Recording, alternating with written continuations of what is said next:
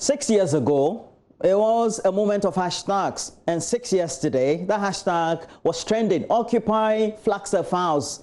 It was because of a demonstration led by a cross-section of people from Ghana's middle class. That action on a rainy Republic holiday in 2014 has been described as one of the turning points on the involvement of ordinary citizens, so to speak, in speaking up against corruption, high utility prices at the time, power outages and bad governance.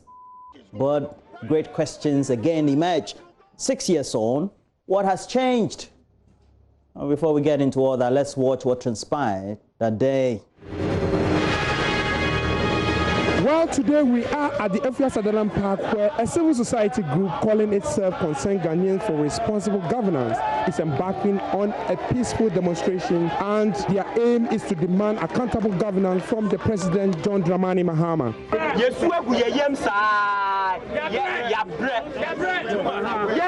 Social media bio, Facebook bio, Twitter bio, Google Plus bio.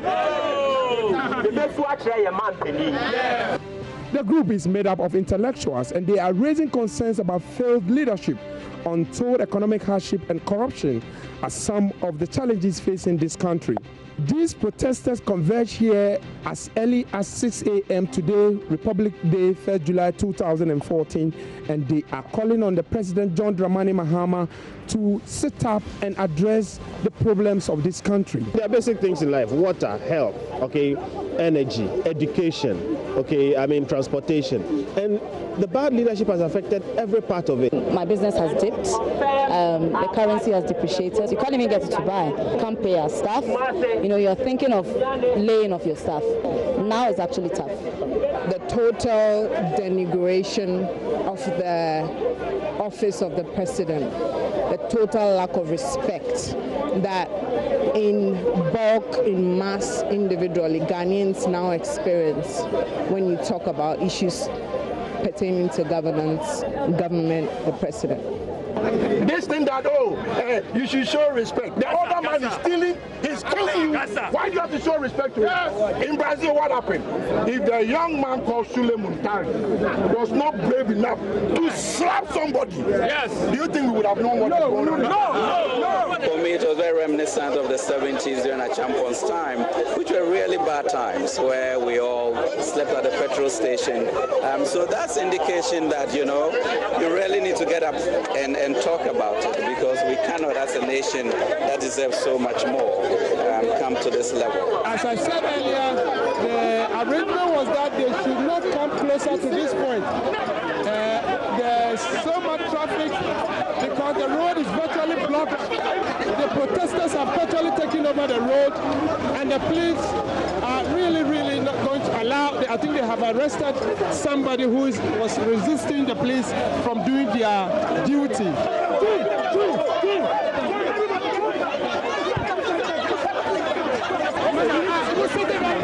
Where is it getting physical at this point?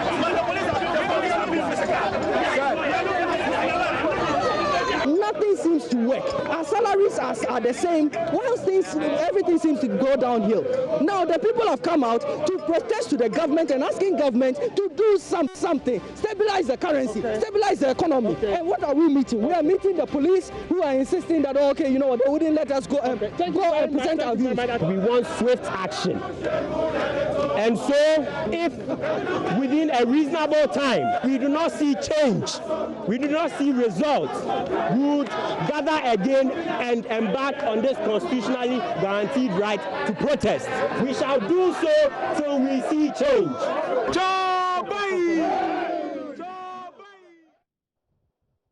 Well, we told you we'll have some of them in that video right here. They lived the moment and live in the moment now. Jejom Segbafia, a spokesperson, Occupy Ghana, and Ato Apia is also an entrepreneur, and also Kanita Grooves, a psychologist, and Golda Na Adaku Ado, a consultant. Well, Ato has not come yet, but I do have Segbafia as well as. Golda, I remember you from the video. You said the currency had not depreciated or was appreciating. And then we have Ato now. So now let's have a bigger conversation, okay? Yeah, this is real-time conversation. And Sabafia, you are the spokesperson of Occupy Ghana. Would you say that if you look at the situation then for which you were protesting, things have improved for the better? Well, at the time, we had terrible governance. We were all wondering if you speak any Ga at all, whether Onukpa, Beshialo, and we were, you know, a lot of the people within the middle class at that time, we stayed out of politics or the appearance of politics because it was an environment where insults were the currency that was traded in. And none of us wanted to be the display of incompetence, outright mediocrity in the way government was handling issues of the time. And this was a spontaneous movement. People, especially using social media as a tool, gathered, did not know each other, or if they knew each other at all, only barely, decided to take onto the streets and speak a language that they were hoping government at the time would understand, in order to send out their grievances against mediocrity, against bad governance, against outright corruption, and trying to, you know, generate that kind of a conversation that will get government at the time to understand that we were going to be the change we wanted to see, and we weren't afraid to hit the street to make that happen. 6 years down the line, we believe that a lot has happened. 3 things happened ever since that first Occupy Flagstaff House demonstration. Some people left and never returned. Some people gathered and decided to push, you know, the agenda forward in a different way. And some decided that it wasn't worth their time anymore. Going to look at it from a very more militant perspective. And so all in all, it's been a great 6 years if we begin to track all the successes that have occurred as a result. Roland. Golda, we've seen the currency depreciate significantly. At the time, how much was it?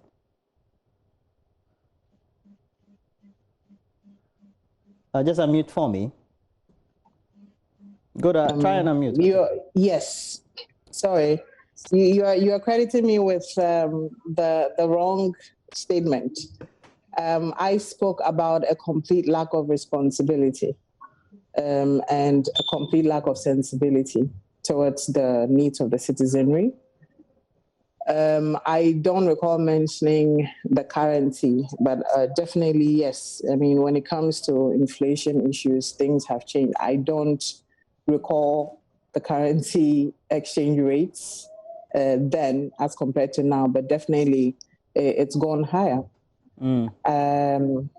What has changed from then since then till now?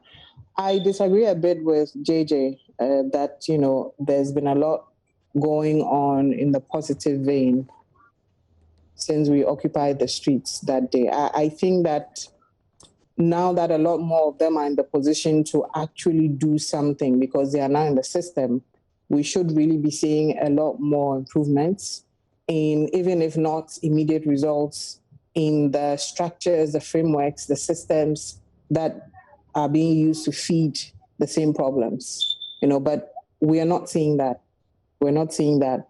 And for me, it calls for a lot to be closely assessed, to ask ourselves, did we waste our time on that day? Yeah, you sound disappointed.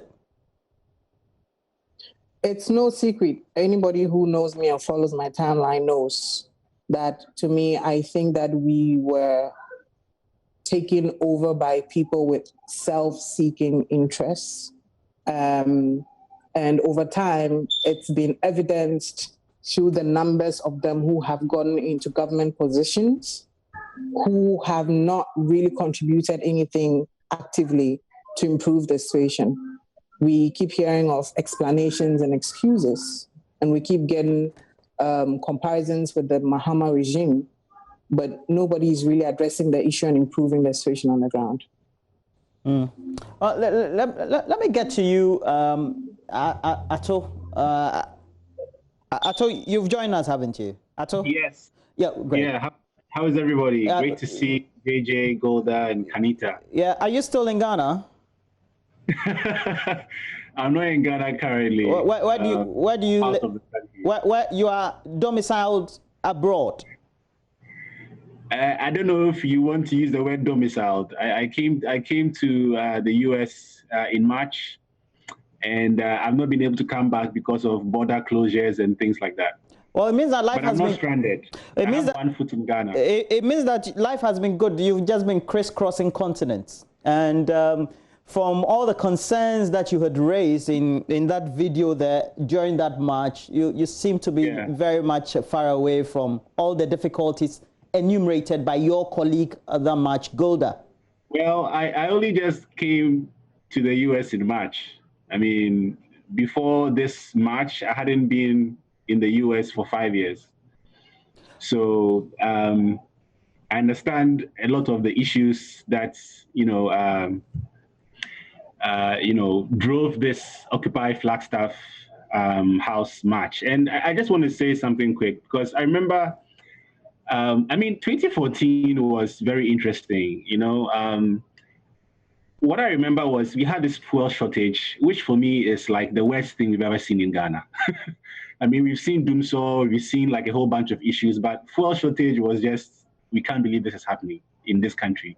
So I think that really drove, the demonstration. And what I really liked about what was happening was I saw a lot of people who were, apolitical or, were not, part of, some of the major political parties participating in that. And I also remember clearly that when we had the march, politicians who came to the march were booed. That's one of the things I love the most about the march. Obviously, since then, we've seen that some of these people who were at the march have ended up in this current government, which is disappointing for a lot of people. But we've also seen that, Occupy Ghana exists in one shape or form. I mean, JJ is here to speak on their behalf. We've seen Citizen Ghana movement created by some of the people who participated in this march. And we've seen other, groups that I believe are apolitical, who are trying to ensure that the right thing is done for Ghana. So, and then there's also the Economic Fighters League, right? I don't think they existed when this march happened.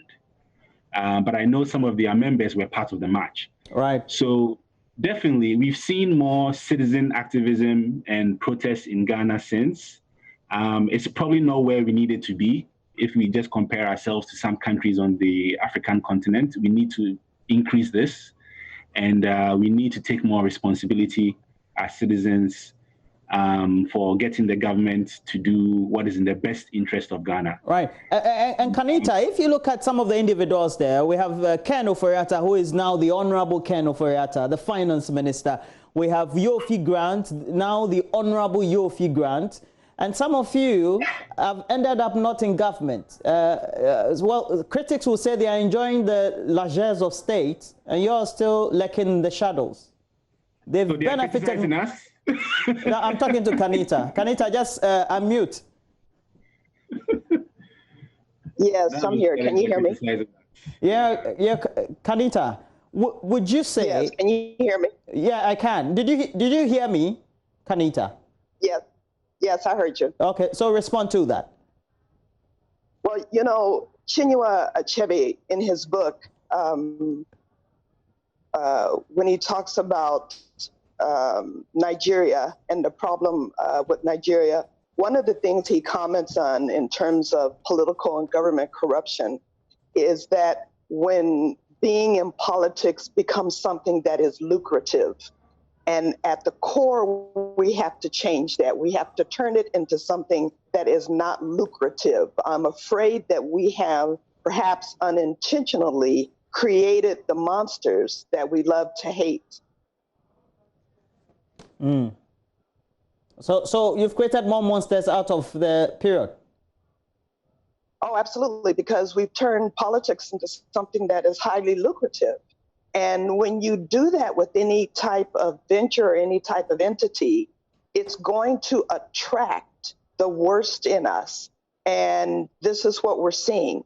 And through no ill intention of our own, I think a good part of this, that what we're observing, not just only in Ghana, but across the board, is what happens when you create a government or a political structure that is extremely lucrative and that allows people to have unnatural perks, unnatural amnesty, unnatural being unaccountable to people.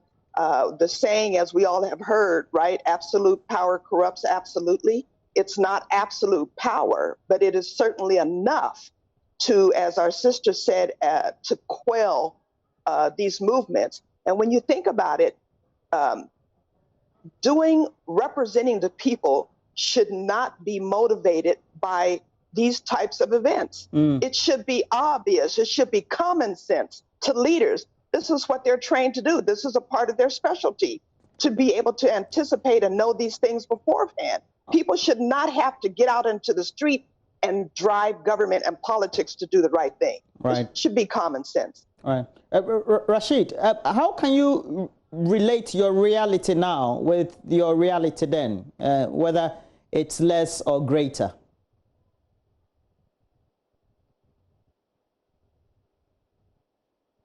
Rashid, Golda, let me pose that question to you, okay? Your reality now and your reality then. Really, I would say that I'm probably a bit more unsurprised. Back then, I would say I had a bit more energy than I did now for challenging the wrongs in society. I would go about more social media engagements. Now I'm simply focusing on putting my money into supporting people who can grow to actualize the change we want to see on the ground. It might not be now, God forbid, maybe it might not be in my lifetime, but I think that I've studied it quietly enough to see the ways in which I can impact better, and I've chosen to approach it from that angle now instead of trying to constantly engage, because the engagement goes nowhere. Our constitution has completely shielded and protected the very people who are cannibalizing us. And it makes absolutely zero sense to keep banging our heads against the wall. That is going to end up cracking our skulls instead of breaking that wall down. So my strategy has shifted. Yeah. And if I have to come to you, Sajofia, would you say, Jejom, would you say that you were just a springboard, and would you have organized, or would you organize such an event again today? So, Roland, first, I wasn't addressing the matter of whether there has been an improvement in governance. I was addressing the matter of whether there had been an improvement in the movement. And the movement was to bring about change and to cause government to pay attention. Now, we had two ways of doing this. After Occupy Flagstaff House came into being, some members, some of them were at the demonstrations, others were not, decided to come together and form what has now become Occupy Ghana. And the basic aim was to ensure good governance, to resist corruption and oppression wherever we found it, and to be the voice for the people who really wanted to see change. And so long as that movement is concerned, we can say that that movement has been a powerful one and it has gotten results. I'm not addressing the issue of, for example, has government improved since then? No, government hasn't. Okay, but has the movement to hold governments accountable improved? Yes. Now, we had two ways to handle this. We could do it the militant way, or we could find a very intelligent way of handling the issues that we have with government. Africa, and for that matter, Ghana, has no end to agitators. There's been enough choboi, there's been enough demonstrations, there's been enough agitations that the politicians have never listened to, because if there's anybody that can agitate better, it's the politicians. All right. As a matter of fact, if you want to hold a demonstration and a political party is not on your side, that demonstration will flop. And so we found a better way, a legal route to challenge government and to bring about the change that we have all been looking for. Well, that'll be it for now. I wish I had enough time for us. Look, this conversation needs some 30 minutes for us to take a critical look at it. 6 years on, the hashtag Occupy Flagstaff House. We'll see how it goes. Let's take a couple of the comments on social media. And we pose this question. It's 6 years today since Occupy Flagstaff House, the demonstration, and it continues, was convened. So let's go to the comment section and read. I'm totally sad for Ghana. This one is coming from Etonam. It has worsened more than necessary. The media houses are to be blamed. You know, the truth, they are to be blamed.